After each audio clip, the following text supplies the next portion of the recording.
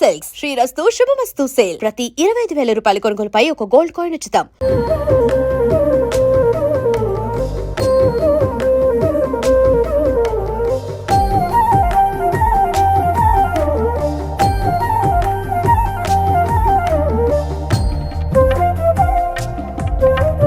మీ ఇష్టదైవం ఆంజనేయ స్వామి అని చెప్పాలి.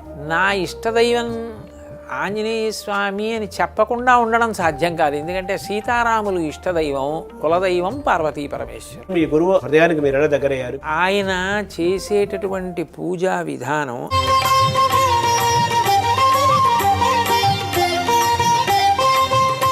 బాలకృష్ణుడి యొక్క ఆటలో శివుడు కనపడడం చాలా గొప్ప కదా. ప్రవచన వాతావరణంలోకి రావడానికి కూడా అదేమన్నా ఒక మార్గం చూపించింది అన్నారు. భగవంతుడే నన్ను ఒక ఉపకరణంగా వాడుకోవడానికి అంగీకరించి వాడుకోవడం నా అదృష్టము అని చెప్పవలసి ఉంటుంది. ఎందుకనంటే ఇంతమంది మహాకవులు ఉండగా ఎక్కువ మక్కువ మీకు పోతన పైన ఎందుకు ఎక్కువ కలిగింది? కించిత్ స్వార్థ ప్రయోజనానికి కూడా వినియోగించుకోకుండా గుర్రం జాషువా పట్ల మీరు అంత ఆకర్షణ గురే మీకు అనిపించిన ఆ కవిత్వం ఏంటి? ఆయన కవిత్వంలో ప్రతి ఘట్టంలోనూ కూడా కందుకూరి శివానందమూర్తి గారితో కూడా మీకు మంచి అనుబంధం ఉంది. అది ఎంత గొప్ప అనుబంధం అంటే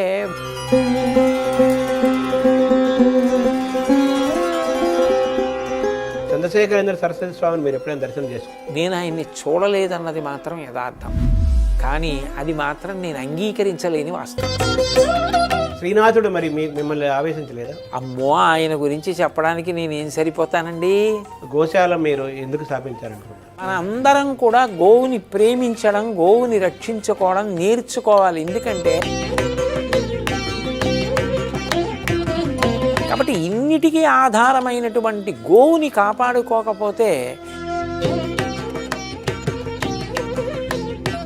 ఆ పునాదిని కాపాడుకోవాలి అంటే అది గో సంరక్షణ దగ్గర ప్రారంభం కావాలి అని చెప్పి ఆయన చెప్పిన మాటలు నాకు స్ఫూర్తినిచ్చాయి. కంచి స్వామివారు ప్రత్యేకంగా మన గోశాలకి ఇక్కడికి వచ్చి చేశారు కదా. ఒక గోశాల పరమ పవిత్రమైంది అన్న భావనతో ఆయన ఇక్కడికి రావడానికి అంగీకరించడం గొప్ప విషయం. రెండు, దాని ప్రభావం ప్రధానంగా ఎక్కడి వరకు ఉంది అంటే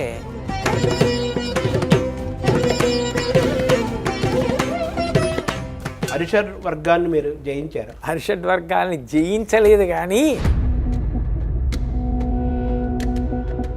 ఈ క్రమంలో భగవద్గీత పరంగా మీరు ఎంత ప్రయాణం చేశారు? ఏడవకు మధ్యలో భగవద్గీత. కొత్త ప్రాజెక్టులు ఉన్నాయా గోశాల లాంటివి? విద్యార్థుల్లో దేశభక్తి నాటడానికి ఇది ఉపయోగపడుతుంది. ఇది ఆంధ్రప్రదేశ్లో అన్ని చోట్ల చెయ్యాలి అని నాకు ఒక గొప్ప కోరిక ఉందండి. అది ఇటీవల మీరు టీటీడీ వాళ్ళు మిమ్మల్ని సలహాదారుడిగా నియమించుకున్నామని అన్నారు కదా. నిన్ననే నాకు టీటీడీ డిప్యూటీ ఈఓ గారు ఒక ఆవిడ ఫోన్ చేశారు. నేను ఆవిడికి చెప్పా,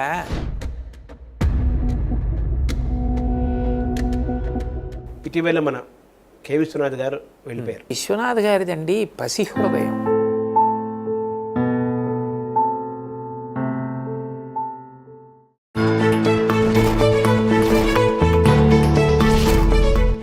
నమస్కారం. మనతో పాటు చాగంటి కోటేశ్వరరావు గారు ఉన్నారు. చాగంటి కోటేశ్వరరావు గారు అంటే ఏమాత్రము పరిచయం చేయాల్సిన అవసరమే లేదు. ధర్మ పరిరక్షణకు, ధర్మమూలమైన వాక్యాలని ప్రపంచాన్ని తెలియజేయడానికి అన్ని తరాల వారిని, అన్ని ప్రాంతాల వారిని, అన్ని రకాల వారిని చైతన్యపరుస్తూ భారతీయతను చాటి చెప్తూ వారిలో ధర్మ పరిరక్షణ పరంగా వారిని తయారు చేసే విధంగా ప్రపంచానికి చాటి చెప్తున్న చాగంటి కోటేశ్వరరావు గారు మనతో ఉన్నారు. వారిని అడిగి ధార్మిక విశేషాలు, మిగిలిన విషయాలు తెలుసుకునే ప్రయత్నం చేద్దాం. నమస్కారం సార్. నమస్తే. చాగంటి కోటేశ్వరరావు గారుగా మీరు సుప్రసిద్ధులు. అయితే మీ నాన్నగారులో గొప్ప కవి ఉన్నారని, కవిత్వాంశం ఉందని నేను విన్నాను పెద్దవాళ్ళు చెప్పగా. సో నాన్నగారిలోని మీరు కవిత్వాన్ని మీరు ఏ విధంగా దర్శనం చేసుకున్నారు? నాన్నగారిలో కవి ఉన్నారు అన్న మాట వాస్తవమే శర్మగారు. వారు శంకర శతకము అని ఒక శతకాన్ని రచన చేశారు.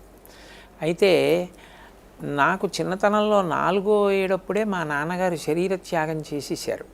అందుకని నాకు వారితో అంత బాగా సమన్వయం లేదు. కానీ నేను మా అమ్మ చెప్పగా విన్నది ఏమిటంటే ఆయన ఒక రాత్రో ఒక పగలో ఒక వారం రోజుల్లోనో 10 రోజులలోనో పూర్తి చేసిన శతకం కాదది.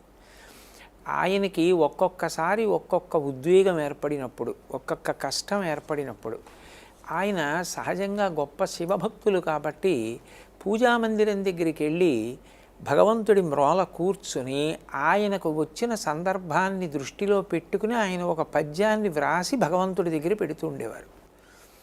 ఆ తర్వాత అవన్నీ పక్కన పెట్టి బహుశా 100 దాటిన తర్వాత దాన్ని శతకంగా చేశారు అని నేను అనుకుంటున్నాను. అందుకని అది కేవలము శతకము అనడం కన్నా మా నాన్నగారు పరమభక్తితో భగవంతుడు ఉన్నాడని నమ్మి పూజామందిరంలో ఉన్నది విగ్రహం కాదు సాక్షాత్తు శంకరుడే అన్న భావనతో సమన్వయమైతే వచ్చినటువంటి భావధార శంకర శతకం. అందుకే అందులో ఆయన భావాలు బహులలితంగా చాలా భక్తితో ఉంటాయి. గురువుల ఎడల ఆయనకి ఎంత భక్తో కూడా ఆయన పద్యాలు చూస్తే తెలుస్తుంది. శైవాచారపరుండు శిష్టజన సంసేవాభిలాషుండు సద్భావోపేతుడు ఉదారచిత్రుడు మహాపంచాక్షరీ మంత్రము నేవేళం జపించు పుణ్యుడనఘుండు ఈశాన సద్రూపుడా జీవన్ముక్తిని మల్లికార్జున గురున్ సేవింతు నశ్రాంతమున్ అంటారు. అట్లా గురువుగారి మీద కానీ వినాయకుడి మీద కానీ వందనమో ఈ విఘ్నపతి వందనముల్ గ్రహింపుమా అంటూ 100 శబ్దంతో రాశారు. అలా ఆయన వివిధ సందర్భాల్లో పరమేశ్వరుడితో సమన్వయమై వ్రాసుకున్నారు ఆ శతకాన్ని. ఆ శతకాన్ని చదివితే, అందులో పద్యాలు చదివితే ఆయా సందర్భాలలో మా నాన్నగారు నాకు దర్శనం అవుతూ ఉంటారు. అందుకని పరమభక్తితో నేను ఒక్కొక్క పద్యం చదివినప్పుడు ఇది ఈ సందర్భంలో ఇలా వ్రాశారని మా అమ్మ చెప్పింది కదా అని జ్ఞాపకం చేసుకొని వారి భక్తికి నమస్కారం చేస్తూ ఉంటారు. అందుకని మా నాన్నగారు కవి అనడం నిస్సందేహమైన విషయం. వారివి అముద్రిత రచనలు చాలా ఉన్నాయని మా అమ్మ చెప్తూ ఉండేది. ఆ రోజులలో ఎందుకో వారు శ్రద్ధ తీసుకోలేదు ముద్రించడానికి. తరువాతి కాలంలో మేము పెరిగి పెద్దవాళ్ళం అయిన తర్వాత అవన్నీ ఎక్కడున్నాయో చూసి ముద్రణ చేద్దాం అనుకునే అంత పరిణితి ఏర్పడేటప్పటికీ ఆ వ్రాసిన కాగితాలు ఏమైపోయాయో తెలియలేదు. ఆ శంకర శతకం ఒక్కటి మాత్రం లభ్యంగా ఉంది.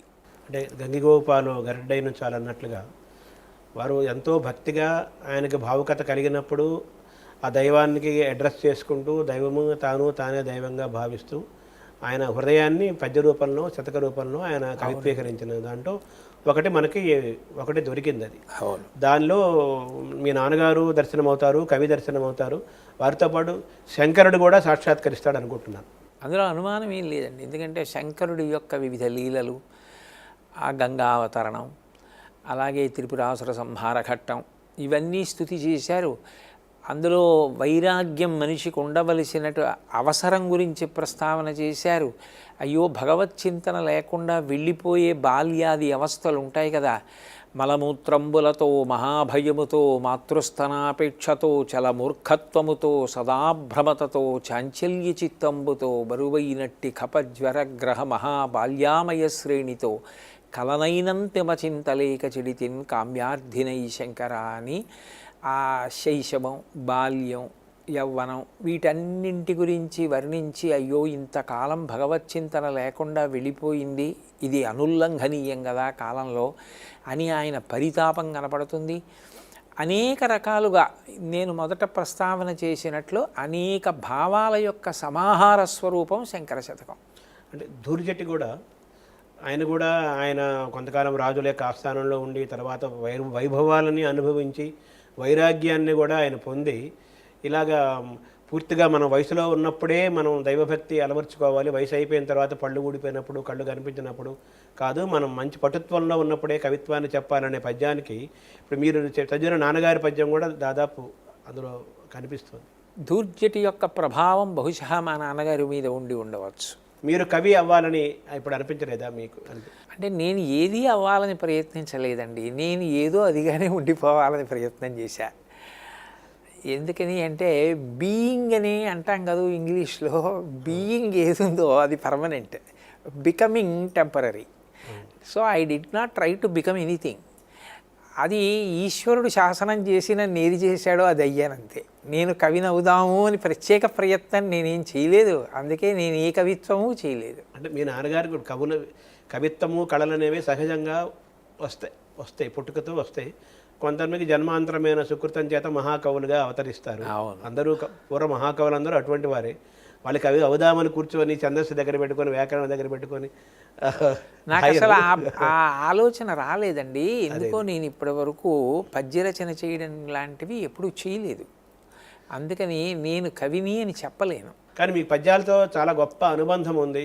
కొన్ని ఎన్నో పద్యాలు మీకు అలవోకగా మీరు చదువుతారు. ఇప్పుడు నాన్నగారి పద్యాలు కూడా అలవోకగా చదివేశారు.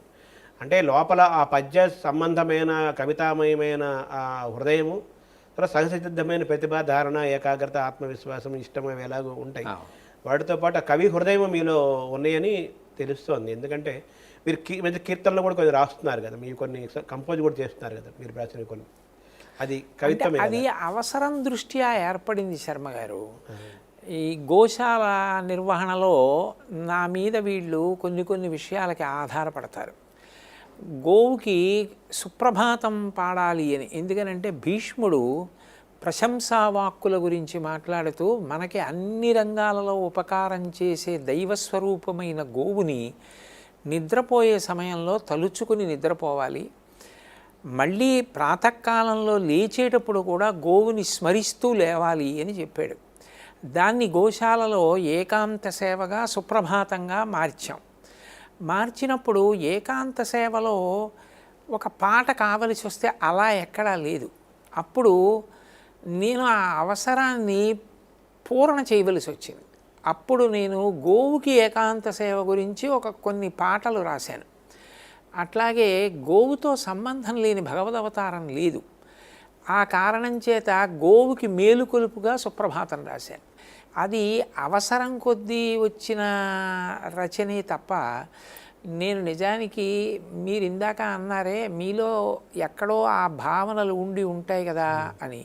అయితే అది ఒక్కొక్కసారి ఒక్కొక్క రూపంలో బయటికి బహిర్గతం అవుతుంది.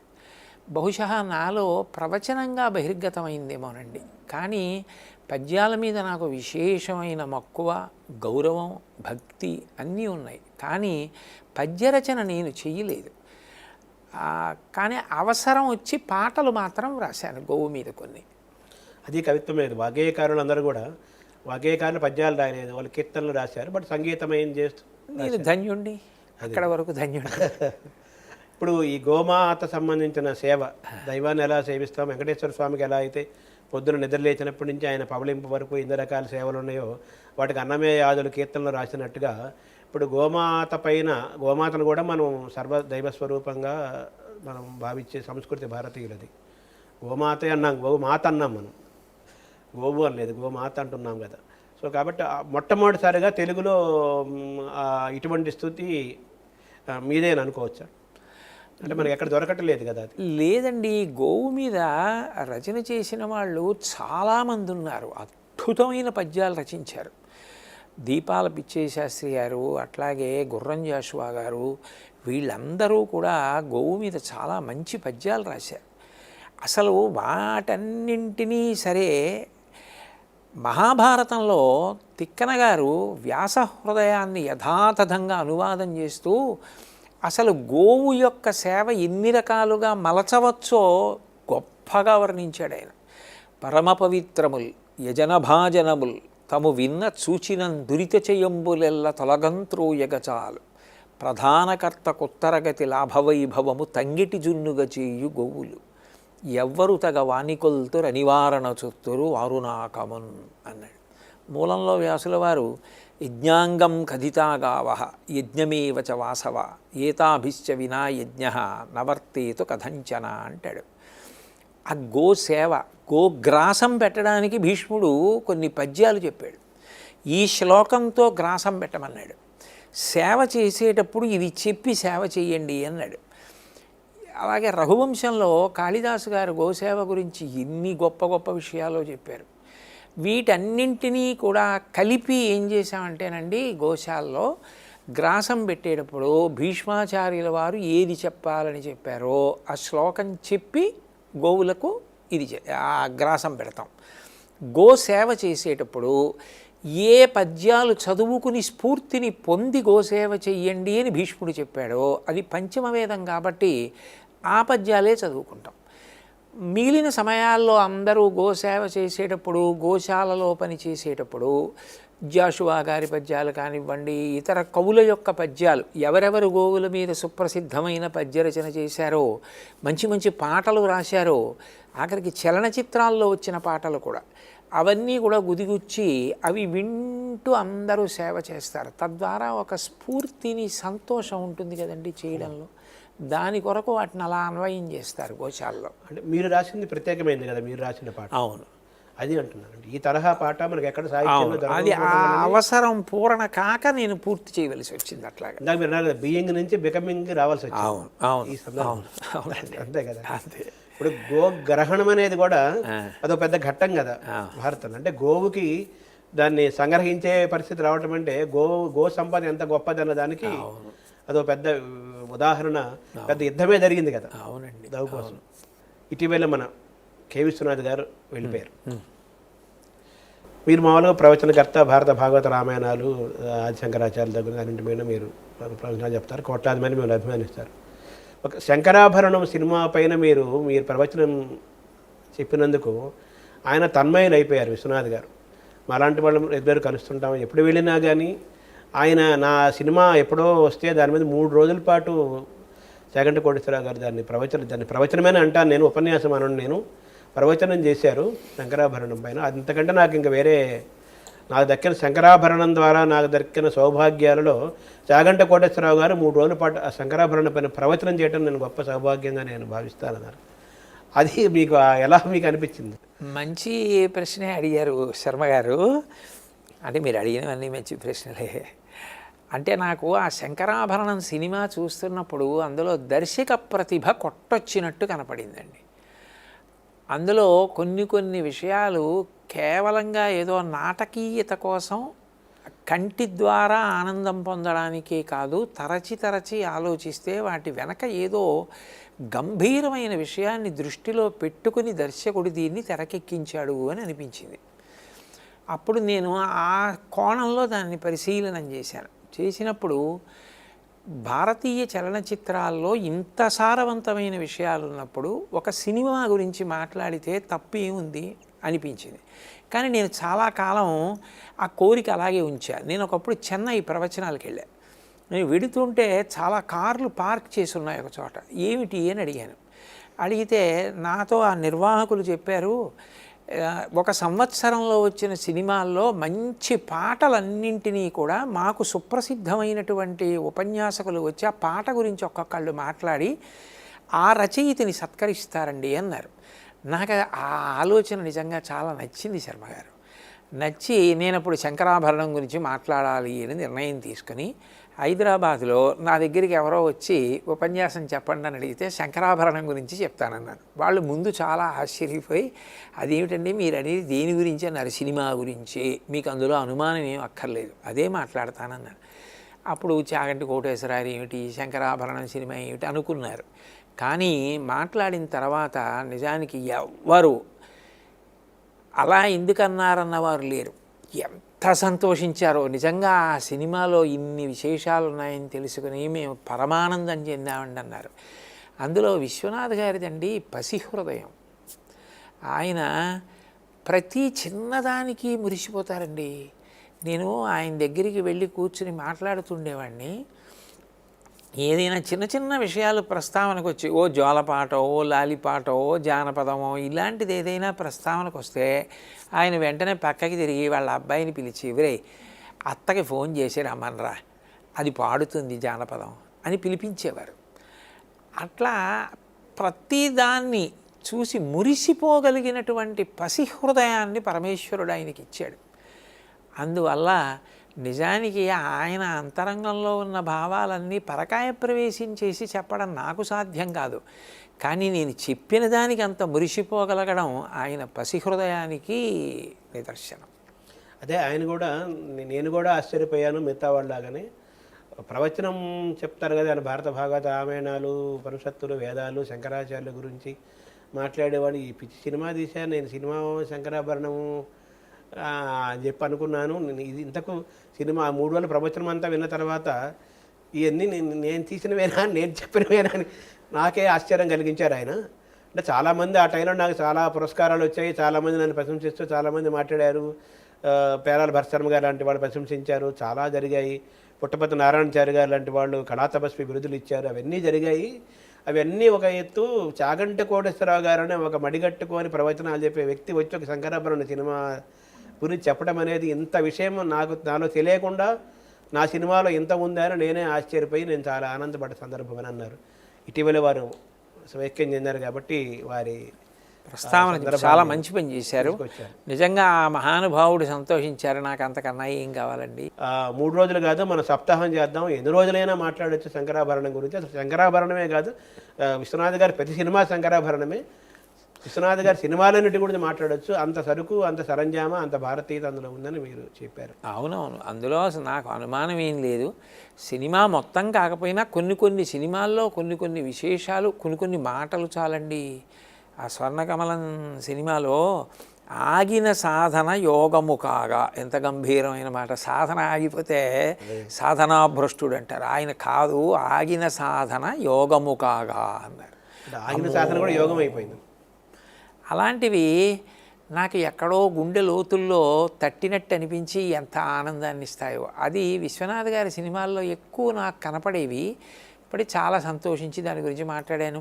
మీరు ఆయన అంత సంతోషించారని చెప్పారు, నాకు ఇంకంతకన్నా కావాల్సిందే ఉంది శర్మ గారు. అలా ఈరోజు మనం విశ్వనాథ్ గారిని మనం ఈ విధంగా మహానుభావుడు, ఆయనకి నమస్కరించారు. తర్వాత మీ గురువు అమరేంద్ర ప్రసాద్ గారు, వారి యొక్క ప్రభావము, ప్రేరణ మీ పైన ఎలా, మీరు వారికి వారి హృదయానికి మీరు ఎలా దగ్గరయ్యారు, మీ హృదయానికి వారు ఏ విధంగా ప్రభావితం చూపించారు? మా గురువు గారు మల్లంపల్లి అమరేశ్వర ప్రసాద్ గారండి. వారు కూడా విశ్వనాథ్ గారి కన్నా కొద్దిగా ముందర శివైక్యం చెందారు ఈ మధ్యని. ఆయన నిజంగా నా జీవితంలో అకస్మాత్తుగా ప్రవేశించినటువంటి వ్యక్తి. నేను ఒక ఇంట్లో అద్దెకుండేవాడిని. పక్కనే ఉన్న ఒక పాఠశాలలో ఆయన తెలుగు పాఠం చెప్పేవారు ఉపాధ్యాయుడిగా. అప్పుడప్పుడు మా ఇంటికి మంచినీళ్ళ కోసం వస్తుండేవారు ఆయన. మంచినీళ్ళు కాసిన ఇవ్వండి తాగుతానని వచ్చి మంచినీళ్ళు తాగెడుతుండేవారు. ఆ వచ్చినప్పుడు కూర్చుంటే మంచి పద్యాలు చదువుతుండేవారు. మా అమ్మగారికి భాగవతం చాలా ఇష్టం. ఆయన వచ్చినప్పుడు, బాబు మీకు ఇబ్బంది లేకపోతే ఒక పద్యం చదవరా అనేది అడిగి కాస్త మజ్జిగో ఏదో ఇస్తుండేది. ఆయన పరమ ప్రేమైకమూర్తి. మా అమ్మకి ఇష్టమని ఆయన 1-2 పద్యాలు చదివి వెళ్ళిపోతుండేవారు. తర్వాతి కాలంలో అది ఈశ్వరుడు యొక్క శాసనం. వారే నాకు ఉపదేశం చేశారు, గురుస్థానంలో ఉన్నారు. ఇక గురువుగారి యొక్క ప్రేరణ అన్నారు మీరు. ఆయన చేసేటటువంటి పూజా విధానం, ఆయన ఒక పద్యాన్ని అనుభవించే విధానం, ఆయన ఏదైనా చదివితే ఎంత మమేకమై చదువుతారు, ఇవి నన్ను బాగా ప్రభావితుణ్ణి చేశాయి. అంటే అప్పుడు మీకు ఎంత వయసు? నేను అప్పటికి ఇంచుమించుగా నాకు ఒక 28 ఏళ్ళు ఉంటాయండి. కొంచెం పెద్దవాడిని అయ్యాను. ఆయన నాకు అది బాగా నేర్పారు. చదవడం అంటే కేవలం చదవడం కాదు, చదవడం అనుభవించడం అన్న మాటకి దగ్గరగా తీసుకెళ్ళడంలో మా గురువుగారి యొక్క ప్రభావం నా మీద బాగా ఉంది. అట్లాగే భక్తి మౌఢ్యం కాదు, భక్తి ఆచరణాత్మకమైనది. అది ఎంత విస్తృతం కావాలి అన్న దాని మీద గురువుగారు నాతో మాట్లాడినటువంటి మాటలు నన్ను బాగా ప్రభావితుణ్ణి చేశాయి. అలాగే వారు చేసిన బోధలు ఇవన్నీ నన్ను బాగా ప్రభావితుణ్ణి చేశాయి. వారు నాకు బోధ చేసినటువంటి విధానం, ఏదైనా ఒక విషయం చెప్పేటప్పుడు ఆయన ఎంత అనుభవించి చెప్పేవారో అది నన్ను బాగా ప్రభావితుణ్ణి చేసింది. ఆ పంథాయే నన్ను ఇప్పటికీ ఆ మార్గంలోనే అట్లా నడిపిస్తోంది. అంటే మీరు ఏదైనా కానీ ఒక వాక్కుని, ఒక వాగ్గేయకార కీర్తనైనా, ఒక త్యాగరాజ కృతినైనా, లేదా ఒక పోతన పద్యాన్నైనా, దుర్జటి శతకాన్నైనా, సినిమా పాటనైనా, మాటనైనా, మామూలు వ్యక్తులు మాట్లాడే మాట ఏదైతే మిమ్మల్ని ప్రభావితం చేస్తుందో, ఆ వాక్కు నచ్చుతుందో మీకు, దాన్ని పూర్తిగా అనుభవించి, రంగరించి, పల్లవించి మాట్లాడటం అనేది అమరేశ్వర ప్రసాద్ గారి ద్వారా మీరు పొందారు. తర్వాత దాన్ని మీరు సొంతం చేసుకున్నారు ఆ లక్షణాన్ని. అంటే ఒక రకంగా ఈ ప్రవచన వాతావరణంలోకి రావడానికి కూడా అదేమన్నా ఒక మార్గం చూపించిందని అర్థం? లేదండి, అసలు నేను ప్రవచనం చేద్దాము అన్న ఆలోచన నాకు ఎప్పుడూ లేదు. అసలు నేను అట్లా ఎప్పుడు అనుకోలేదు ప్రవచనాలు చేద్దామని. అనుకోకుండా ప్రవచనంలోకి వచ్చాను. అది గురువుగారి ప్రభావం నా మీద ఎంతసేపు కూడా ఆలోచన విధానానికి, నేను పూజ చేసుకునే విధానానికి, నేను పుస్తకాన్ని చదివే విధానానికి పరిమితం అవుతుంది అని నేను అనుకునేవాడిని. కానీ అనుకోకుండా ఈ ప్రవచన రంగంలోకి వచ్చాక అనుభవమే వాక్కుగా వస్తుంది కాబట్టి దాని ప్రభావం ప్రవచనం మీద కూడా పడిపోయింది. వాగ్వైభవం అయింది. అంతేనండి. అది వారి ఆశీర్వచనం. అలాగే శ్రీనాథుడిని ఈశ్వరార్చన కళాశీలుడు అంటే శ్రీనాథుడు శివుణ్ణి అర్చిస్తున్న విధానం, అంటే ఆ శివుణ్ణి ఆయన మొత్తం దాన్ని తయారు చేయటం, అద్భుతంగా అలంకరించటము, తన్ను తాను గొప్పగా అలంకరించుకోవటము, ఆ దృశ్యమే పరమ కళాశీలత ఈస్థెటిక్గా ఉంటుంది అంటారు కదా. సో అటువంటి ప్రభావం, శ్రీనాథుడి ప్రభావం కూడా మీ మీద ఏమైనా, మీ శ్రీనాథుడి యొక్క సాహిత్యం ప్రభావం మీ అర్చన పైన ఏమైనా ఉందా? అర్చన మీద గురువుగారి ప్రభావమే ఎక్కువ అండి. అందులోకే మిగిలినవన్నీ చేరాయి. అంటే మీరు పోతన బాగా ఎక్కువ ఇష్టపడతారు, అంటే పోతన ఇష్టపడిన తెలుగు వాళ్ళు ఎవరు ఉండరు. బట్ ఇంతమంది మహాకవులు ఉండగా ఎక్కువ మక్కువ మీకు పోతన పైన ఎందుకు ఎక్కువ కలిగింది?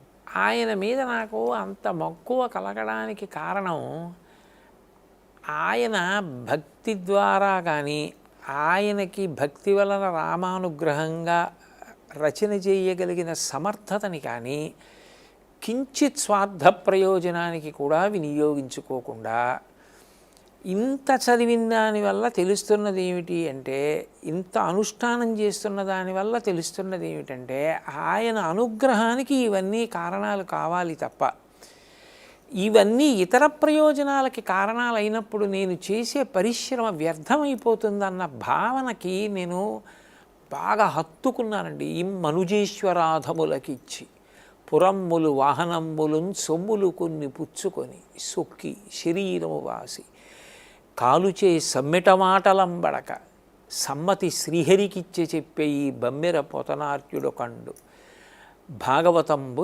జగద్ధితంబుగన్. నేను ఆ పద్యం చదివి చాలా కాలం అయిపోయింది. అందుకని అది ఆయనకి ఎంత జీర్ణమైపోయిందో అర్థమవుతుంది. రెండు, శంకరాచార్యుల వారి యొక్క ప్రబోధం అందరూ దేవతలు కలిపి ఒక్కటే అన్నది పోతన గారి యొక్క వాంగ్మయంలో, పోతన గారి రచనల్లో సుస్పష్టంగా నాకు కనపడుతుంది. శంకరాచార్యుల వారు చూడండి, సౌందర్యలహరి చేస్తూ అమ్మవారి మాట్లాడుతూ అవిద్యానామంతస్తిమిరమిహిరోద్వీపనగరి జడానాం చైతన్య స్తబక మకరంద శృతిఝరి దరిద్రాణం చింతామణి గుణనిక జన్మజలధౌ నిమగ్నానాం దంష్ట్రా మురరిపు వరాహస్య భవతి అంటారు. అకస్మాత్తుగా అమ్మవారి పాదాన్ని ఆదివరాహస్వామి కోరతో పోలుస్తారు. ఆయనకి ఏ భేదాలు ఉండవు. పోతన గారు కూడా చిన్ని కృష్ణుడు ఆడుకుంటుంటే అకస్మాత్తుగా ఆయనకి ఆడుకుంటున్న కృష్ణుడిలో శివుడు కనపడతాడు. బాలశివుడు ఎక్కడా లేడు, బాలశివుడి లీలలను ఎక్కడా లేవు. కానీ బాలకృష్ణుడి యొక్క ఆటలో శివుడు కనపడడం చాలా గొప్ప కదా. తనువునంటిన ధరణీపరాగంబు పూసిన నిరిభూతి పుతగాగ ముందర వెలుగొంతు ముక్తారామంబు తొగల సంగడిగాని తునకగాగ పాలభాగంబుపై బరగి ఆవిరిబొట్టు కాముని కాల్చిన కన్నుగాగా అంటారు. ఆడుకుంటూ కృష్ణుడు తీసి మీద మట్టి పోసుకుంటే అది నాకు శంకరుడు ఒంటికి అలదుకున్న విభూతిలా కనపడింది అంటారు. ఎక్కడ భేదం అన్నదాన్ని చూపించకుండా ఎక్కడెక్కడ అవసరమైతే అక్కడ అన్నిటినీ సమన్వయం చేసి మళ్ళీ ఉన్నది ఒక్కటే. 3 లోకములకు 3 కాలములకు 3 మూర్తులకును మూలమగుచు భేదమగుచు తుదిక భేదమయ్యొప్పారు బ్రహ్మమనగ నీవే పాలనయన అంటారు. అదే భాగవతంలో శివుడి గురించి చెప్తూ, అదే భాగవతంలో విష్ణువుని అంత బాగా కీర్తిస్తారు. ఆయన మొదట ఎలా మొదలెట్టారో, చేతులారంగ శివుని పూజింపడీని నోరు నవ్వంగ హరికీర్తి నుడువడీని దయ్యు సత్యంబులూనుగా తలపడీని కలుగనీటికి తల్లుల కడుపు చేటు అంటూ ఎట్లా మొదలెట్టారో భాగవతం అంతా దాని ధార. కాబట్టి మహాపురుషులైనటువంటి వారు, జగద్గురువులైన శంకర భగవత్పాదులు ఏ మార్గం చూపించారో అంత గొప్పగానూ సమన్వయం చేసి అలాగే వెళ్ళింది. నిజంగా జీవితంలో అంత నిరాడంబరతకి కట్టుబడిపోయి భగవంతుడి కన్నా ఏ సందర్భంలోనూ ఆయన ఏది కోరుకున్నట్టు నాకు ఆయన జీవిత చరిత్రలో కనపడలా. అందుకే అప్పుడప్పుడు నాకు అనిపిస్తుంది, ఒక్కరోజు పోతన గారిలా బతకగలనా అని అనిపిస్తుంటుంది. నేను యథార్థం చెప్తున్నాను శర్మగారి విషయంలో, ఏమీ నేను గొప్ప కోసం చెప్పట్లా. ఏడాది వద్దు, నెలొద్దు, వారం వద్దు, ఒకరోజు తెల్లవారుజాము నుంచి మరునాడు తెల్లవారుజాము వరకు నేను పోతనగారిలాగే ఆలోచిస్తూ, అంటే భగవంతుడి కన్నా నేను కోరవలసింది నేను లేదన్న ఆలోచనతో నేను బ్రతకగలనా, ఆయనలా ఉండగలనా అని అనిపిస్తుంది. అంత సమున్నత స్థాయి పొందిన మహానుభావుడి నోటి వెంట వచ్చే పద్యాలు ఎంత గొప్పవి కాకపోతే, శివభక్తుడు రామచంద్రమూర్తి దర్శనమై భాగవతాన్ని ఆంధ్రీకరించవయ్యా అంటే, ముగ్గురు కవులు కలిసి భారతాన్ని ఆంధ్రీకరిస్తే ఈయన భాగవతాన్నంతటిని ఒక్కడాంధ్రీకరించి ఇన్ని పద్యాలండి, ఒకటా రెండా తెలుగు వాళ్ళ నోళ్ల మీద అలా నిలబడిపోయాయంటే, రామచంద్రమూర్తి ప్రత్యక్షమై గజేంద్రమోక్షణ ఘట్టంలో పూర్తి చేశారంటే, పోతన గారి మీద మరి భక్తి లేకపోతే ఆశ్చర్యమేమో, కానీ ఉంటే అందులో ఆశ్చర్యం ఏముంది శర్మగారు. అందుకు నాకు పోతన గారు అంటే చాలా ఇష్టం. అంటే ఆయన రాయాలనుకుందేమో శ్రీకృష్ణుడి గురించి, ఆయన పూజించిందేమో శివుడు, ఆయనకు దర్శనమైందేమో రాముడు. అదే కదా, మెరుగు చెంగటనున్న మేఘమ్ము కైబడి, ఆ పద్యం అదే కదా పద్యం. అసలు ఆయనకి ఇందులో దక్షత ఉంది, ఇందులో దక్షత లేదు అని మనం అనలేం. విష్ణు కథ చెప్పారు కదా అనుకుందామంటే, శ్రీ విద్యా సంప్రదాయం మీద ఆయనకి ఎంత పట్టుందో ఒక్క పద్యం చెప్పేస్తుంది. బహుశా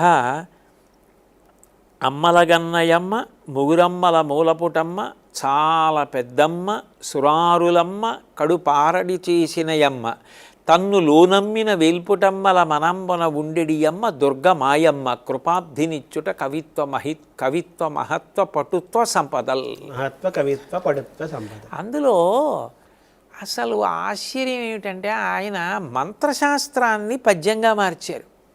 అమ్మలగన్నయమ్మ ముగురమ్మల మూలపుటమ్మ చాలా పెద్దమ్మ సురారులమ్మ కడుపారడి బుచ్చినయమ్మ, రాక్షసుల యొక్క తల్లుల కడుపు బాదుకుని ఏడ్చేట్టు చేసిన తల్లి, తన్ను లోనమ్మిన వేల్పుటమ్మల మనంబున ఉండెడియమ్మ దుర్గమాయమ్మ. ఏమిటి వాళ్ళ ఆయనకి అంటే మహత్వ కవిత్వ పటుత్వ సంపదల్ చెప్పాడు. ఇందులో మహత్వ కవిత్వ పటుత్వ సంపదల్ ఇవి ఓం ఐం హ్రీం శ్రీం బీజాక్షరాలు. మహత్వం ఓం, కవిత్వం ఐం, పటుత్వం హ్రీం, సంపద శ్రీం. ఓం ఐం హ్రీం శ్రీం. అమ్మలగన్నయమ్మ ముగురమ్మల మూలపుటమ్మ చాలా పెద్దమ్మ శ్రీమాత్రే నమః. ఓం ఐం హ్రీం శ్రీం శ్రీమాత్రే నమః. ఓ పద్యం చేశారు. మనం విజయవాడ దుర్గగుడిలో కూడా ఈ పద్యాన్ని ఫలకంగా పెట్టారు. అది నిజంగా మరి అంతటి గొప్పవారు, మహానుభావుడు, దార్శనికుడు, అంతటి పరమ భాగవతోత్తముడు. అందుకే నాకు పోతన గారంటే అంత భక్తి అండి. అంటే మీరు పోతన గారిలాగా అదే భాగవత తత్వంతో భగవత్ తత్వంతో పూర్తిగా భగవంతుడితో ఏమి కోరకూడదు, ఏమి ఆలోచించకూడదని ఒకరోజు జీవించినా చాలని మీరు అని అనుకుంటున్నారు కదా. అసలు మామూలు మీరు అటువంటి జీవితమే జీవిస్తున్నారు కదా మీరు. పోతన గారంత కాదు శర్మ గారు. అంటే ఆ ప్రేరణ ఉందండి, ప్రేరణ ఉంది, అందులో అనుమానం లేదు. అది ఎప్పటికైనా నేను సంతోషపడేంతగా చేరితే గొప్ప. పోతన గారు సంతోషించేంతగా అనండి, మంచి మాట అన్నారు. అదే పోతన గారు సంతోషించేంత. ఇప్పుడు బాలరసాల చాలా పద్యం ఉంది కదా, నేను ఎవరికి కూడా నేను కావ్యకరణ ఎవరికి అమ్మను అన్నారు కదా.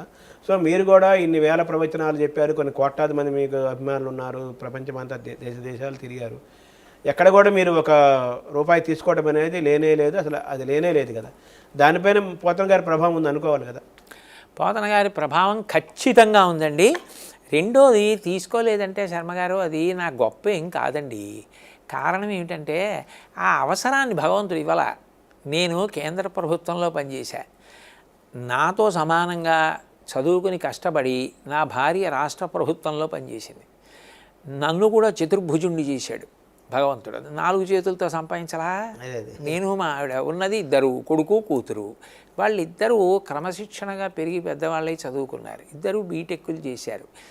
నాకు నా జీతం మా ఆవిడ జీతం సరిపోయేది. అందుకే ధర్మ ప్రచారానికి వెళ్ళినా టికెట్ కూడా తీసుకునేవాడిని కాదు. ఎందుకంటే ఒకళ్ళని జీత నష్టం మీద వెళ్ళినా ఇంకో జీతం ఉందిగా. అందుకని తను నాకు బాసటగా నిలబడింది. అందుకని నేనేం పెద్ద మహాత్యాగం ఏం చేయలేదు. అవసరం చాలా ఉండి కూడా డబ్బు తీసుకోకుండా ప్రవచనం చేసి వెళ్ళిపోతే ఆయనకి సాష్టాంగ నమస్కారం చేయాలి. నాకేముందండి, 2 ఉద్యోగాలు చేశాం. భగవంతుడు ఎప్పుడూ నాకు ఈ లోటు కల్పించలా. నాకు ఇది లేదన్న భావన ఆయన నేను పొంది బాధపడవలసిన అవసరాన్ని నాకు ఎప్పుడూ కల్పించలేదు. కొడుకున్నాడు, కూతురుంది, మంచి భార్య ఉంది, ఉద్యోగం చేశాను, సంపాదించుకున్నాను, ఆరోగ్యం ఇచ్చాడు, ఓ 2 గంటలు మాట్లాడే శక్తిని ఇచ్చాడు. ఆయన అనుగ్రహంతో ఏదో కొంత భక్తిని ఇచ్చాడు. మహాత్ములైన తల్లిదండ్రుల కడుపున పుట్టా. ఇంకా నాకేమి ఇవ్వాలి శర్మగారు? ఆయన గురించి 1 గంటన్నర మాట్లాడటానికి ఇంక నేను ఏం అడగాలి? అంటే ఇప్పుడు ఎన్ని కోట్లాది రూపాయల డబ్బులున్నా, ఎంత పెద్ద పెద్ద ఉద్యోగాల్లో ఉన్నా, ఇంకా పెద్ద పెద్ద ఐఏఎస్లు ఐపీఎస్ స్థాయిలో ఉన్నప్పటికీ వాళ్ళు కూడా ఇంకా ఆ డబ్బు కోసం ఇంకో దానికోసమో దేనికోసమో చూసే ఈ కాలపు వ్యవస్థలో మిమ్మల్ని మీరు తృప్తిపరచుకుంటూ ఒక ఆర్థికమైన ఇది నాకు చాలు అనే ఆత్మతృప్తితో జీవించడానికి మిమ్మల్ని మోటివేట్ చేసిన వాళ్ళలో మీ తల్లిదండ్రులు, మీ జీన్సు, తర్వాత ఇటు పోతన గారు లాంటి వాళ్ళ యొక్క ప్రభావం ఉంటుంది కదా అంటున్నాను. అయ్యో, అందులో సందేహం లేదు శర్మగారు. ప్రభావం ఉండకుండా ఉండదు కదండి. తత్వం ఉందండి, అందులో అనుమానం ఏం లేదు. పితృదేవతల పూర్వులు కూడా ఒక రకమైన క్రమశిక్షణ కలిగిన ఒక మంచి సద్గుణాలతో జీవించి వెళ్ళిపోయిన వాళ్ళు కదా. అంతే, అందులో కొంత వర్క్ చేస్తుంటారు, అనుమానం లేదు. ఆ ప్రభావం ఉంటుంది. అది తల్లిదండ్రులు, గురువులు, పోతన గారి వంటి మహాపురుషులు వాళ్ళందరి ప్రభావమే కారణం అవుతుంది. ఇప్పుడు ఆ బాధరసాల పద్యం చదువుకుంటే అవును, ఎవరైనా కానీ ఏదైనా డబ్బులు ఇస్తారంటే ఆ పద్యం మీకు గుర్తుకొస్తే మీరు మీ వల్ల కాదు కదా. అది అందులో బంధించి వేస్తుంది కదా. పడుపు కూడు అన్న మాట ఎంత భయంకరంగా ఉంటుందండి. అది మిమ్మల్ని బంధిస్తుంది కదా. అమ్మో, అదే అంటున్నాను. అయితే తీసుకోవడం దోషమని అనలేము, తీసుకోకపోవడం నా విషయంలో త్యాగం అని అనలేము. అంటే ఇది ఎలా చూడాలంటే దీన్ని ఇది తృప్తి అంటాం కదా. అంతే, మంచి మాట, తృప్తి. అంటే నాకు ఇది సరిపోతుంది, నాకు జీవితానికి సరిపోతుంది అని ఒక తృప్తి మీకు ఒక శక్తినిచ్చి, అంతే అంతే అంతే ఆ తృప్తినిచ్చిన శక్తితోటి మిమ్మల్ని మీరు ఆత్మగౌరవంగా ఆత్మానందంగా మీరు ఉంటున్నారు. ఇన్ని రచనలు ఎప్పుడు చదివారు మీరు? అది నాకు ఆశ్చర్యంగా ఉంది. అందరూ ఆశ్చర్యపోయేంతగా నాకు నిజంగా జ్ఞాపకం ఉండి చెప్పేని వాడిని అయితే నేను సార్థక్యం పొందిన వాడిని సంతోషిస్తాను శర్మగారు. అంతకన్నా ఇది జ్ఞాపకం పెట్టుకోవడానికి నేను ఈ సాధన చేశానని చెప్పడానికి నా దగ్గర ఏం లేదు, యథార్థంగా చెప్తాను. అంటే ఇప్పుడు ఒక నేషనల్ లెవెల్ సివిల్ సర్వీసెస్లో, ఆల్ ఇండియా సివిల్ సర్వీసెస్లో ర్యాంకులు వచ్చి నేషనల్ ర్యాంక్ వచ్చిన వాళ్ళు, ఐఏఎంలో చదువుకున్న వాళ్ళు, సంగీతంలో నేదునూరి కృష్ణమూర్తి గారు లాంటి వాళ్ళు, ఇలాంటి వాళ్ళ రంగాల్లో ప్రతిభావంతులై శిఖర సమానులైన వారు కూడా మీ ప్రవచనం పట్ల చాలా ఏకాగ్రతగా విండే ఒక రసం అక్కడ కారుతుంటుంది, ఒక భావం అక్కడ పలుకుతుంటుంది, అలవోకగా చాలా ప్రవాహం జరుగుతుంటుంది కదా. మీ వాక్ శక్తి వెనకాల ఏదైనా ఉపాస్య దైవతం ఉన్నారా? ఆంజనేయ స్వామి లాంటి వారు ఎవరు ఉన్నారా? అట్లా నేను వాక్శక్తి కోసము అని చెప్పి ఉపాసన చేసిన దైవం అంటూ ప్రత్యేకంగా ప్రస్తావన చేయడం సాధ్యం కాదు కానండి. బహుశా భగవంతుడే నన్ను ఒక ఉపకరణంగా వాడుకోవడానికి అంగీకరించి వాడుకోవడం నా అదృష్టము అని చెప్పవలసి ఉంటుంది. ఎందుకనంటే నేను ఇందులో ఏమీ దాపరికం లేదండి. నేను చేసినది కేంద్ర ప్రభుత్వంలో పనిచేశా. తెల్లవారి లేస్తే ప్రతి వాక్యం ఇంగ్లీష్లో వ్రాయాలి, అంతా ఇంగ్లీష్తోనే పని నాకు.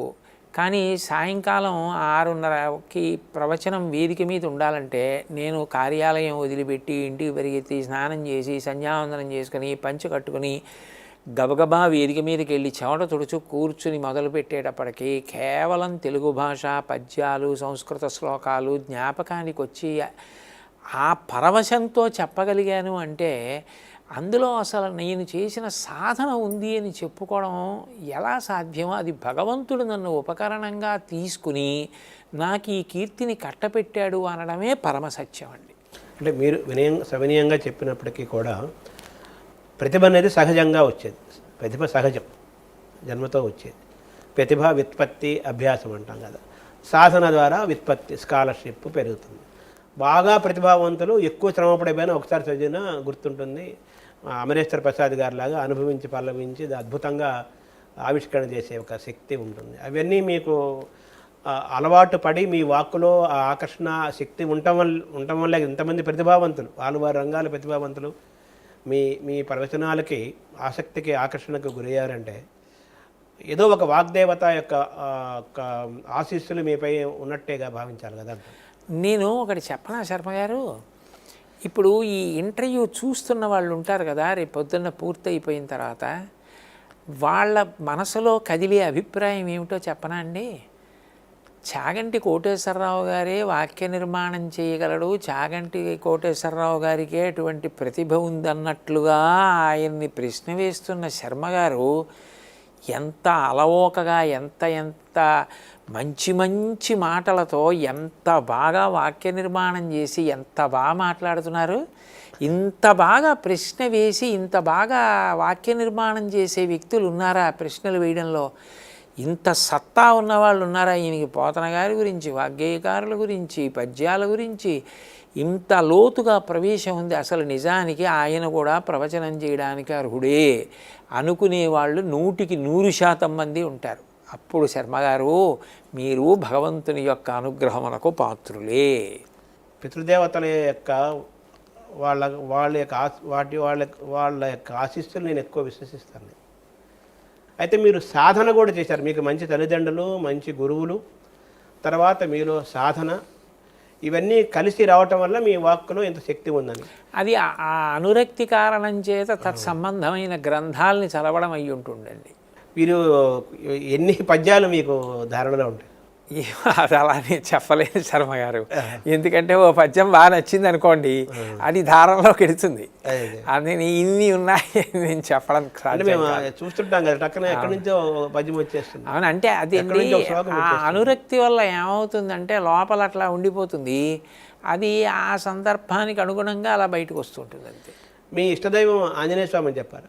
నా ఇష్టదైవం ఆంజనేయ స్వామి అని చెప్పకుండా ఉండడం సాధ్యం కాదు. ఎందుకంటే సీతారాములు ఇష్టదైవం, కులదైవం పార్వతీ పరమేశ్వరుడు.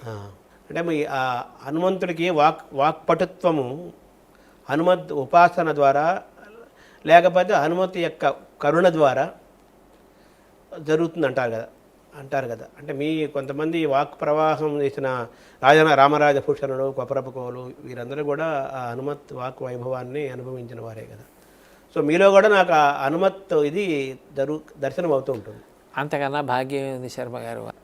గుర్రం జాషువా పట్ల మీరు అంత ఆకర్షణ గురే మీకు అనిపించిన ఆ కవిత్వం ఏంటి సార్? మహాత్మం జాషువాలోని అంటే ఆయన కవిత్వం నేను ప్రత్యేక కోణంలో ఇష్టపడడానికి కారణం ఏమిటంటేనండి, ఒక మొక్క పైకి లేస్తోంది అనుకోండి, ఎవరో అలా వెడుతూ ఓ రాయిని తన్నాడు, అది వచ్చి ఆ మొక్క మీద పడింది, ఆ మొక్క నేలకు ఒరిగింది.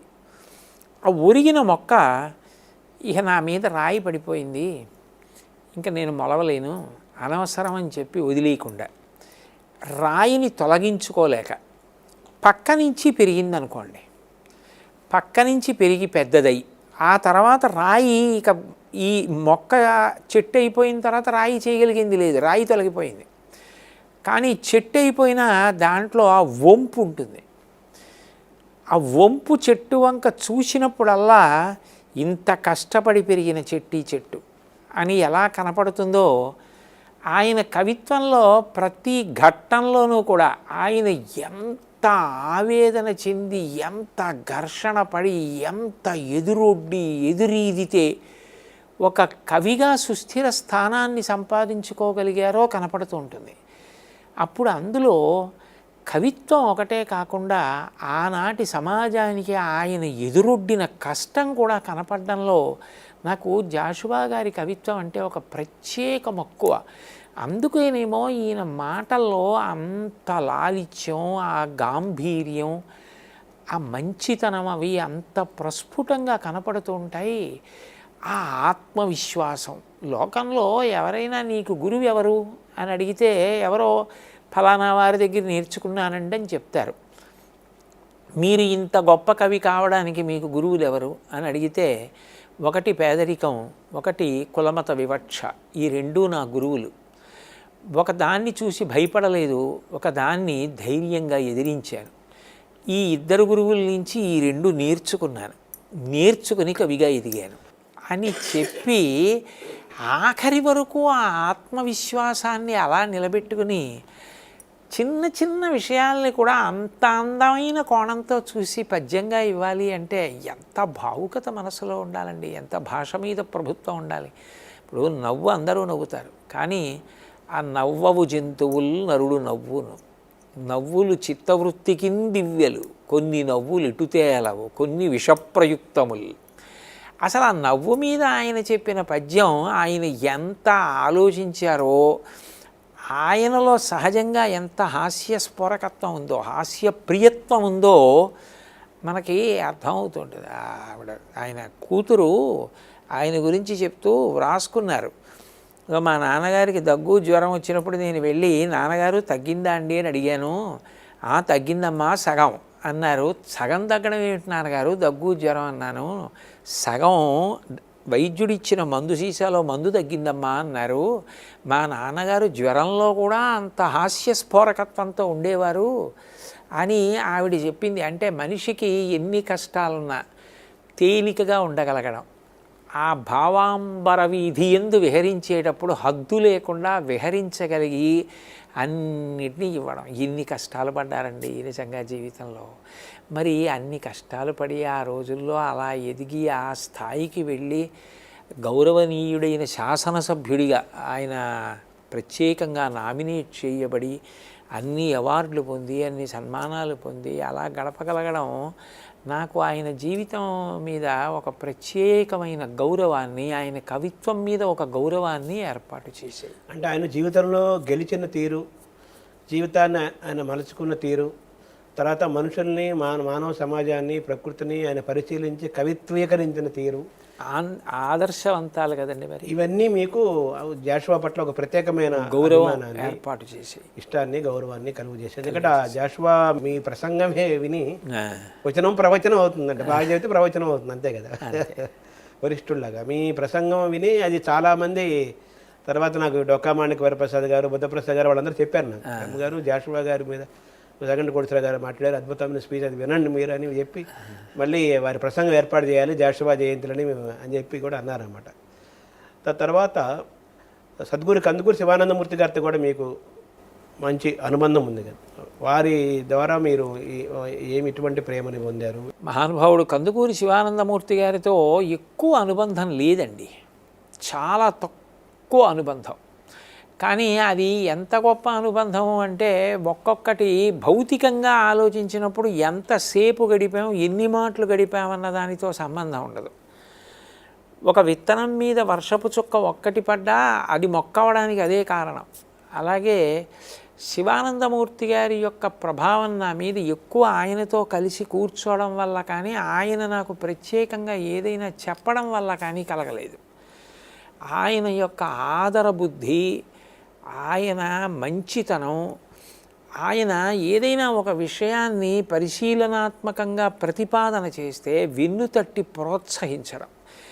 నేను ఆయన ఒకసారి అలాగే కుర్చీలో కూర్చుని నన్ను ప్రవచనం చేయడానికి పిలిస్తే నేను అంతటి లబ్ధప్రతిష్ఠుడైన వ్యక్తి, సద్గురువు, ఆయనతో సమానంగా పక్కన కుర్చీలో కూర్చోవడం ఇష్టం లేక నేను క్రింద కూర్చుని మాట్లాడతాను అన్నాను.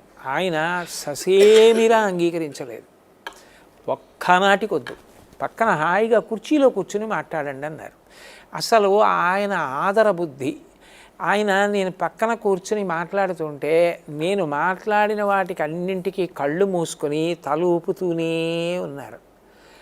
ప్రసంగం అంతా అయిపోయిన తర్వాత దగ్గరికి పిలిచి ఒక తండ్రి కొడుకుతో మాట్లాడతాడే అంతా ప్రేమతో, కోటేశ్వరరావు నీ ప్రవచనంలో నిజాయితీ కనపడింది, నీలో ఉన్న భావాల్ని దాచుకుని ప్రజావన్నన కోసమో లేకపోతే ఈయన ఇది చెప్పి ఇక్కడతో పూర్తి చేస్తే నాకు ఏ ఇబ్బంది కలగదు అన్న భావనో కాకుండా నిజాయితీగా నువ్వేమనుకుంటున్నావో అది చెప్పాలనుకుని చెప్పావు.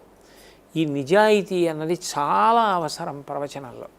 ఆ నిజాయితీ కూడా నువ్వు ఏదో అపోహలకి గురి కాకుండా యథార్థానికి కట్టుబడి మాట్లాడుతున్నావు. ఈ పోకడ కొనసాగించు. ఈ ధైర్యాన్ని ప్రవచనంలో కోల్పోకు. ఏ కారణానికి కూడా శాస్త్రంలో ఉన్న విషయాన్ని శాస్త్రంలో ఉన్న విషయంగా ప్రతిపాదించడానికి భయపడవలసిన రోజు నీకు రాకూడదు. అట్లా భయపడవలసిన రోజు వస్తే ప్రవచనం మానేయి తప్ప భయపడి ప్రవచనాలు మాత్రం చేయకు. శాస్త్రంలో లేనివై ఉన్నట్లుగా ఎవరో 10 మంది సంతోషం కోసం మాట్లాడడం కూడా అలవాటు చేసుకోకు. ఇది నాకు చాలా నచ్చిన విషయం. ఇది ఇలాగే కొనసాగించన్నారు. చాలదా నేను వారి దగ్గర ఎన్ని మాటలు కూర్చుంటే ఏమి, నాకు ఎంత గొప్ప మార్గదర్శనం చేశారు. వారి మార్గదర్శనం నిన్నెప్పుడూ వెన్నుతడుతూ ఉంటుంది. ఆ రకంగా నేను వారి ఆశీర్వచనానికి పాత్రుణ్ణి. ఆ తర్వాత కూడా ఒకసారి ఎల్వి సుబ్రహ్మణ్యం గారితో వారి దగ్గరికి వెళ్ళా. కొన్ని గంటలు కూర్చోబెట్టుకుని ఎన్ని పుస్తకాల గురించో ఓరి నాయనో, అదేం గ్రంథాలయం, ఎన్ని పుస్తకాలు అట్లా చెప్తూనే ఉన్నారు. అసలు ఆయనే నడిచి వెళ్ళే గ్రంథాలయం. అంతటి ఉపాసకుడు, అంతటి విజ్ఞాని, మహానుభావుడు కదండి. ఎక్కువ రోజులు ఎక్కువ సంవత్సరాలు అనుబంధం లేకపోయాను, తక్కువ కాలం గడిపినా కానీ గొప్పగా గడిపాను. వారు మొత్తం అసలు నేను ప్రవచన రంగంలో కంటిన్యూ అవ్వాలి అంటే నా సిద్ధాంతం ఎలా ఉండాలంటే మీకు ఒక సిలబస్ని ఆయన తయారు చేసి అంతే అంతే అంతే ఒక మార్గదర్శనం చేశారు మానసికంగా. ఒకసారి పట్టాల మీదకి ఎక్కిన రైలు పెట్టే పట్టాలు దిగనంతసేపే క్షేమంగా ఉన్నట్టు. ఆ పట్టాల మీదే ఉండడం నాకు నేర్పిన వ్యక్తి. లేకపోతే రైలు ప్రయాణం చేయొద్దన్నారు. తర్వాత కంచి స్వామివారు ప్రత్యేకంగా ఇక్కడికి చాతుర్మాస్యం అనగా నిజంగా ఇప్పుడు చాతుర్మాస్యం ఎవరు చేయట్లేదు, 2 నెలలు చేస్తున్నారు. కానీ ఈసారి చాతుర్మాసం అన్నట్టుగానే ఇక్కడ కంచి స్వామివారు ప్రత్యేకంగా మన గోశాలకి ఇక్కడికి వచ్చి చేశారు కదా. దీని యొక్క ప్రభావము ఇది ఎలా సాధ్యమైంది, 4 నెలల పాటు ఆ వైభవం యొక్క విశేషాలు ఏదన్నా చెప్తారు? ఒకటి, దానికి కారణం ఆయన యొక్క అనుగ్రహమే. ఎందుకనంటే ఆయన్ని ఇక్కడికి ఆహ్వానించేటప్పటికి ఆయనకి ఇతర ఆహ్వానాలు కూడా ఉన్నాయి. పెద్ద పెద్ద నగరాల్లో ఉన్నాయి, పట్టణాల్లో ఉన్నాయి, కోట్లు ఖర్చు పెట్టగలిగిన వాళ్ళ దగ్గర ఉన్నాయి, పెద్ద పెద్ద ప్రాంగణాలు ఉన్న చోట్లకు ఉన్నాయి. అయినా ఒక గోశాలకి వచ్చి మీరు చాతుర్మాస్యం చెయ్యండి అని ఆహ్వానం చేసినప్పుడు ఒక గోశాల పరమ పవిత్రమైంది అన్న భావనతో ఆయన ఇక్కడికి రావడానికి అంగీకరించడం గొప్ప విషయం. 2, దాని ప్రభావం ప్రధానంగా ఎక్కడి వరకు ఉంది అంటే, ఇప్పుడు ఇది కొద్దిగా పల్లెటూరి ప్రాంతం అండి. తిమ్మాపురం అంటారు ఈ గోశాల ఉన్న గ్రామం. ఇక్కడ ఉండేటటువంటి వాళ్ళు, ఈ చుట్టుపక్కల ఉండేటటువంటి ప్రజలందరూ కూడా పల్లెలకి సంబంధించిన వాళ్ళు కాంచీపురం వెళ్ళి ఏ కామాక్షి దేవాలయం, వరదరాజస్వామి దేవాలయం, ఇతర దేవాలయాలు చూస్తారు. కానీ కామకోటి పీఠానికి వెళ్ళి చంద్రమౌళీశ్వరలింగానికి అభిషేకం జరుగుతుండగా, అట్లాగే ఆ త్రిపుర సుందరి శ్రీచక్ర స్వరూపానికి అభిషేకం జరుగుతుండగా వాళ్ళు దగ్గర నుంచి చూడగలగడం అనేది అంత తేలిక విషయం వాళ్ళకి కాదు. ఎందుకంటే వాళ్ళు కంచిలో ఉండిపోవాలి, పీఠానికి వెళ్ళాలి, అప్పుడు అభిషేకం జరుగుతూ ఉండాలి, అంతసేపు ఉండాలి. ఉన్న పీఠం వారికి అనేక నియమాలు. వాళ్ళు విద్యుత్ దీపాలు వాడరు, ఎక్కువ తెరవేసేస్తారు, చీకటిగా ఉంటుంది. కానీ ఇక్కడ ఎంత ప్రభావం చూపించింది అంటే, ప్రత్యేకంగా అందరూ చూడ్డానికి వీలుగా ఉండడం కోసం స్వామివారు ఏం చేసేవారంటే ఇక్కడే కూర్చునేవారు. కూర్చుని స్ఫటికలింగానికి పాలతో అభిషేకం చేసేటప్పుడు అందరినీ కూడా ఈ ముందు నుంచి నడిచి వెళ్ళమనేవారు.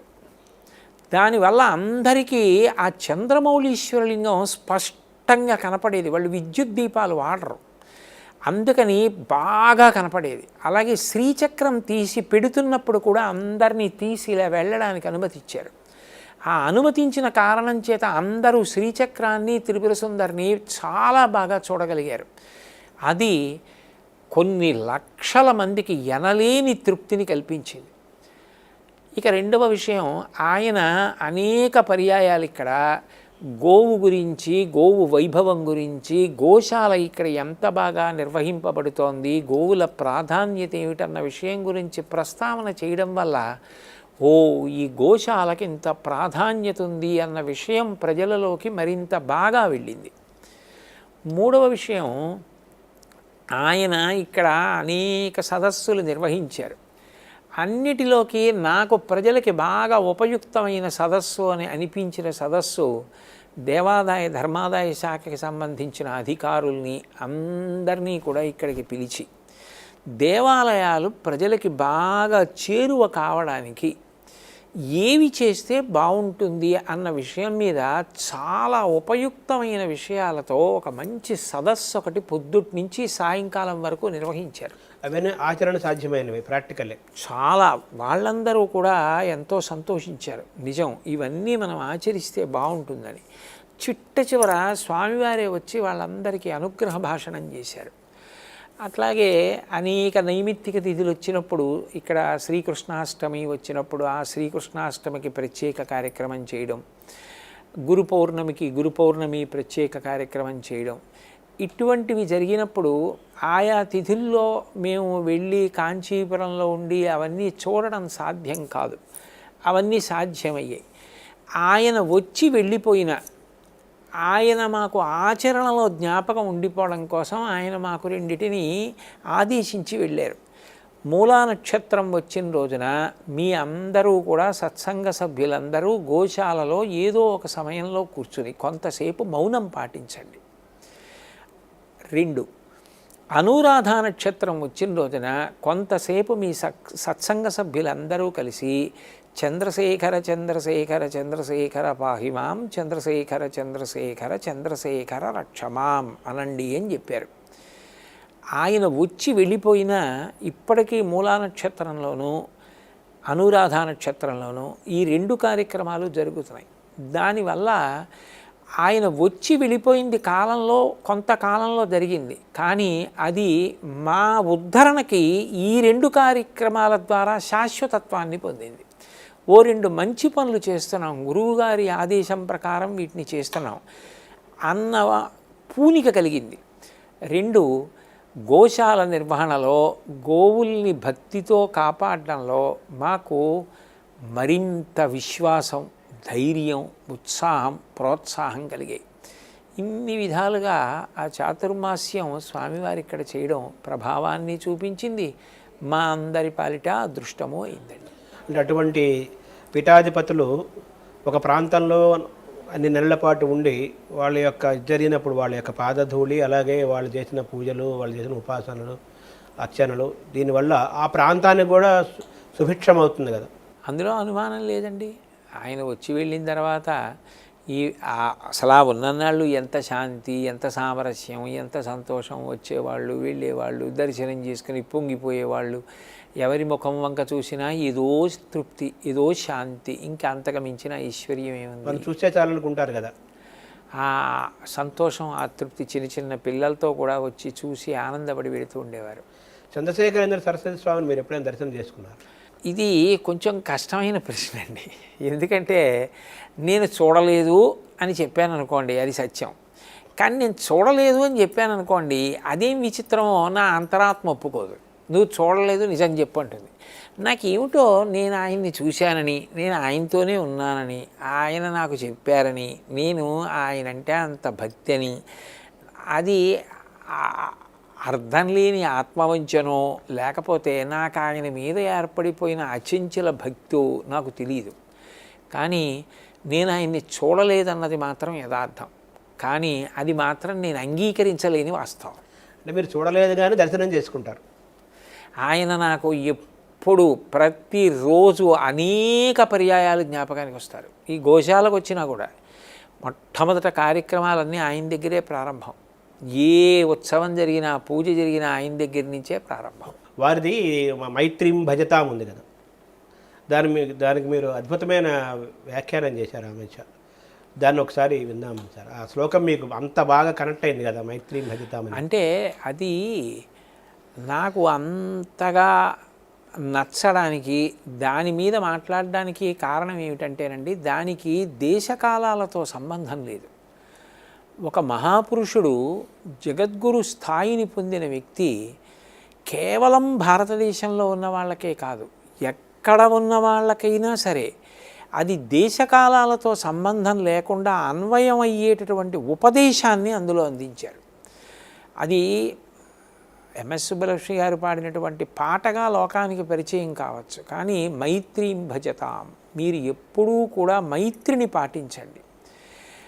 అసలు అందులో నాకు చాలా గొప్పగా నచ్చిన విషయం చూశారు, ప్రజాపతి గురించి చెప్తారు. దామ్యత దత్త దయధ్వం జనత, దామ్యత దత్త దయధ్వం, ఇవి ఈ మూడు కూడా ప్రజాపతి తన దగ్గరికి వచ్చిన ముగ్గురికి చెప్పాడు అని.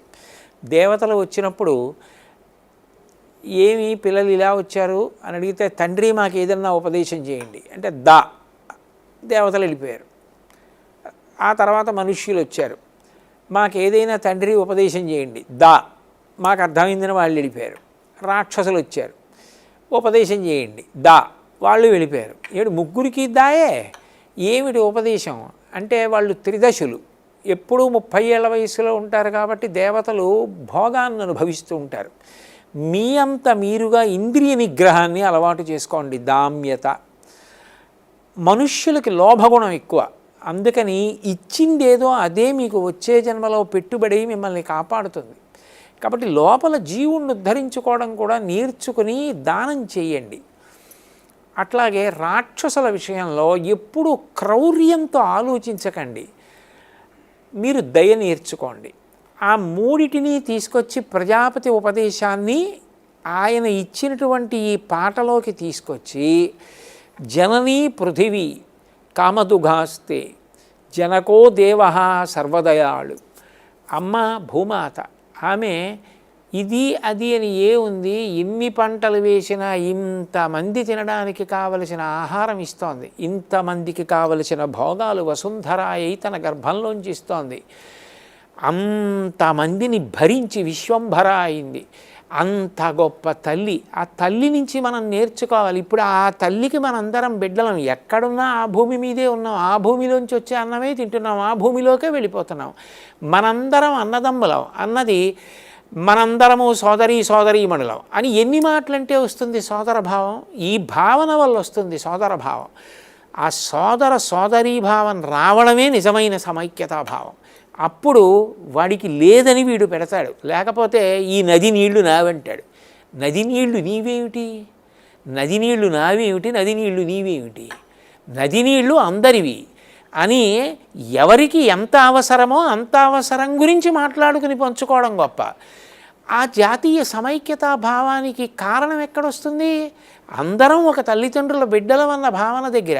నా దగ్గర ఉంటే నా తమ్ముడికి లేకపోతే నేను ఎవరికి చెప్పి పెడతాను, ఎవరికి చెప్పక్కర్లా. నేను వెళ్ళి నా మరదలికి కూడా తెలియకుండా పక్కకి తీసుకెళ్ళి, రేయ్ దట్టిపెట్టు, మాట్లాడక నువ్వు ఉంచు అని ఇచ్చి వెళ్ళిపోతాను. ఎందుకని? వాడు నా తమ్ముడు, నాకు అవసరమైతే వాడు అలాగే అన్నయ్య మాట్లాడకుంచు, అంతగా మిగిలితే అప్పుడు ఈ ముందు కార్యం అయిపోని అంటాడు. నా తోడ పుట్టినవాడు కాబట్టి ఎక్కడ అమ్మ నాన్న మనందరం అన్నదమ్ములం అక్క చెల్లెళ్ళం అన్న భావన ఉందో అక్కడ కలిసి పంచుకోవడం ఉంది, ఘర్షణ లేదు. అటువంటి శాంతియుతమైన సహజీవనానికి ప్రాతిపదిక, జాతీయ సమైక్యతకి ప్రాతిపదిక ఒక తల్లిదండ్రుల బిడ్డలం అన్న భావనలో ఉంటే దాన్ని నిజంగా ఎంత గొప్పగా చెప్పారు మహాస్వామి. జననీ పృథివీ జనకో దేవ సకల దయాళు. మీరు ఏ పేరు పెట్టి పిలవండి, అది వేరు విషయం. అసలు నిజానికి భగవంతుడికి పేరే లేదు. అటువంటి భగవంతుడిని మీరు ఏ పేరు పెట్టి పిలిచినా ఒక గుణం మాత్రం ఎవరైనా చెప్పవలసిందే, ఆయన దయాశాలి. అయినప్పుడు మనం దెబ్బలాడుకోవడం ఏమిటి? అప్పుడు ఆ అమ్మ ఎంత బాధపడుతుంది, ఆ నాన్నగారు ఎంత బాధపడతారు? నిజంగా జాతీయ సమైక్యతా భావాన్ని నూరిపోయడానికి ఇంత బాగా చెప్పిన జగద్గురువు ఆయన సందేశం నెత్తి మీద పెట్టుకోకపోతే ఎలా? ఇది ప్రపంచ గీత. ఇది అది పైగా ఎంఎస్ సుబ్బలక్ష్మి గారు పాడేసి ఐక్యరాజ్య సమితిలోంచి లేచి వెళ్ళిపోతూ తమ సంగీత పరికరాలన్నీ సర్దుకొని సంచుల్లో పెట్టుకొని వెళ్ళి దిగిపోయి కార్లు ఎక్కుతున్నా కూడా కరతాళ ధ్వనులు వినపడుతూనే ఉన్నాయి దాని అనువాదం వింటూ ఐక్యరాజ్య సమితిలో. ఇప్పుడు 66లో జరిగింది అది. అంతగా అందరి చేత అంగీకరింపబడినటువంటి గీతం బహుశా నాకు తెలిసి, నేను ఎవ్వరినీ చిన్నబుచ్చట్ల, అందరినీ ఉద్దేశించి అంత గొప్ప విషయాన్ని చెప్పిన ఖ్యాతి చంద్రశేఖరేంద్ర సరస్వతి మహాస్వామి వారిదే. స్పర్ధాం త్యజతాం యుద్ధాం అవి కూడా త్యజించమన్నాడు కదా, అన్నీ దానికి అనుషంగికం. ఇంకా అన్నీ చెప్పుకుంటూ వచ్చాడు. అయినప్పుడు దాని గురించి మాట్లాడకపోతే ఎలా అనిపించి అది మాట్లాడి నేను తరించాలనిపించి అది మాట్లాడానండి. అది ప్రపంచ జాతి గీతం అని చెప్పుకోవచ్చు. కేవలం ఒక జాతి ఖచ్చితంగా మేము ఇప్పటికీ సత్సంగ సమావేశాలు జరిగితే దాంతోటే పూర్తి చేస్తాం, ఆ గీతంతో పూర్తి చేస్తామండి. శ్రీనాథుడు మరి మిమ్మల్ని ఆవేశించలేదా? అయ్యో, ఆయన గురించి ఎన్నో పర్యాయాలు మాట్లాడానండి. ఆయన గురించి ఇన్నిసార్లు గోదావరి గురించి చెప్తే శ్రీనాథుడి గురించి చెప్పకుండా ఉన్నాను, భీమనాథుడి గురించి చెప్తే శ్రీనాథుడి గురించి చెప్పకుండా ఉన్నాను. ఎన్నో మాటలు ఆయన గురించి ప్రస్తావించా. అమ్మ బాబోయ్, అటువంటి కవిత్వం, అటువంటి మహానుభావుడు, ఆయన పాద ధూళిలో ఒక కణమైనా చాలు. ఆయన శివభక్తి, ఆ గొడగూచి గుణనిధి, అసలు ఆ శివలింగం గురించి ఆయన పొంగిపోయే తీరు అద్భుతం. అమ్మో, ఆయన గురించి చెప్పడానికి నేనేం సరిపోతానండి. నేను ఆయన గురించి ప్రస్తావించకుండా ఎట్లా ఉంటా? తప్పకుండా ప్రస్తావించ. మిమ్మల్ని బాగా వెంటాడే కవులు ఎవరు? మీరు నా హృదయాన్ని పసిగట్టి ముందే మీరు చెప్పేశారు పోతన గారు అని. ఆయన అంటే నాకు ప్రత్యేకమైన భక్తి. తర్వాత మీరు వాగ్గేయకారుల కీర్తనలు కూడా మీరు వ్యాఖ్యానం చేస్తుంటారు. సో ఈ సంగీతం పట్ల మీకు మక్కువ కలిగిందా, లేకపోతే ఆ కీర్తనలోని మీరు అంటగా మైత్రీం భజతాం లాంటి కీర్తనల యొక్క అర్థాల వల్ల మిమ్మల్ని ఆకర్షితులయ్యారా మీరు, లేకపోతే ఆ రాగానికి భావానికి మీరు ఆకర్షితులు ఇటు వచ్చారా సార్ వాగ్గేయకారుల వైపు? అంటే సంగీతానికి తనంత తానుగా ఆకర్షణ శక్తి ఎటు ఉంది కదండి. అది పాట విన్నా కూడా పశుర్వేత్తి శిశుర్వేత్తిర్వేత్తిగాన రసంఫణి, మనిషిలో ఉన్న క్రౌర్యం కూడా పోయేటట్టు చేసి శాంతిని ఇచ్చేస్తుంది. ఆ పైన నాకు చాలా గొప్పగా అనిపించే విషయం ఏమిటంటే, అసలు వాగ్గేయకారులు ఒక కీర్తనని అనుభవించి లోకానికి అందించేటప్పుడు వాళ్ళు ఆ కావ్య సారాన్నంతటినీ కూడా ఒక ప్రత్యేక దృష్టికోణంలో చూస్తూ ఉంటారు. అందుకే నాకు ఆ కీర్తనలలో ఉన్న భావాన్ని చూసినప్పుడు వాళ్ళు అనుభవించినటువంటి ఆ స్థాయి జ్ఞాపకానికి వచ్చి ఎంతో సంతోషంగా ఉన్నది. అలకలల్లలాడగని అందులో కేవలం రాముడి ముంగురులు కదిలితే అసలు అలా వస్తూ ఉంటే దశరథుడు ఎంత పొంగిపోయాడో, కౌసల్య నా కొడుకని ఎంత పొంగిపోయిందో, శివధనస్సు ఎత్తేటప్పుడు ఆ ముంగురులు కదులుతుంటే విశ్వామిత్రుడు ఎంత పొంగిపోయాడో, బాలరాముడి యొక్క ముంగురులు కదిలితే చూసి పొంగిపోయిన వాళ్ళు ఇంతమంది ఉంటారని అంతమందిని తీసుకొచ్చి ఎంత పొంగెను ఎంత పొంగెను ఎంత పొంగెను అంటూ త్యాగరాజస్వామి వారు పొంగిపోతుంటే ఆ పొంగుని చూడడం ఎంత సంతోషంగా ఉంటుందండి. మనం ఎంతో పొంగిపోతాం. అప్పుడు ఇంకా అంతకన్నా కావలసింది ఏముంటుంది? అలా సీతాయాశ్చరితం మహత్ అంటారు రామాయణాన్ని. మొత్తం రామాయణాన్ని సీతాయాశ్చరితం మహత్తుగా మాజానకి చట్టాపట్టగా కీర్తనలో ఆయన సీతమ్మ వైభవంగా రామాయణాన్ని రాముడికి చెప్తూ, రామా విను అంటూ, ఇదంతా మా అమ్మ వల్ల కాదా అని రామాయణం సీతాయాశ్చరితం మహత్ అని రాముడి దగ్గర చెప్పడం ఎంత గడుసుతనం, ఎంత స్వాతంత్ర్యం అనిపిస్తుంది. అందుకని నాకు వారి మీద మక్కువ అండి. అలాగే భగవతత్వాన్ని చెప్పడంలో దీక్షితారు వారు కానీ అసలు ఆ బతిమాలడం, ఆ అనునయం, ఆ చొరవ, ప్రేమ, స్వాతంత్ర్యం ఇవన్నీ శ్యామశాస్త్రి గారిలో. అసలు భగవంతుడు ఎదురుగుండా నిలబడితే ఎలా మాట్లాడతారో అలా అన్వయం అవడంలో రామదాసు గారు, ఇవన్నీ నన్ను బాగా స్పృశిస్తూ ఉంటాయి. అందుకని ఎప్పుడెప్పుడు అవకాశం దొరికితే అప్పుడప్పుడు ఈ కీర్తనలు పాడేవాళ్ళు ఉంటే మీరు సభకు వచ్చి వ్యాఖ్యానం చేయండి అంటే అవకాశం ఉంటే వెళ్ళి వ్యాఖ్యానం చేస్తుంటారు. అంటే అన్నమయ్య నారాయణ తీర్థుల పట్ల కూడా మీరు ప్రత్యేకమైన చేశానండి. రామాచార్యుల వారి కీర్తనలకు చేశాను, నారాయణ తీర్థుల వారి తరంగాలకు చేశాను, మల్లాది సోదరులతో చేశాం ఆ కార్యక్రమం. అవును, చాలా చేశానండి అవి, ఎందుకంటే అవి నాకు చాలా ఇష్టంగా.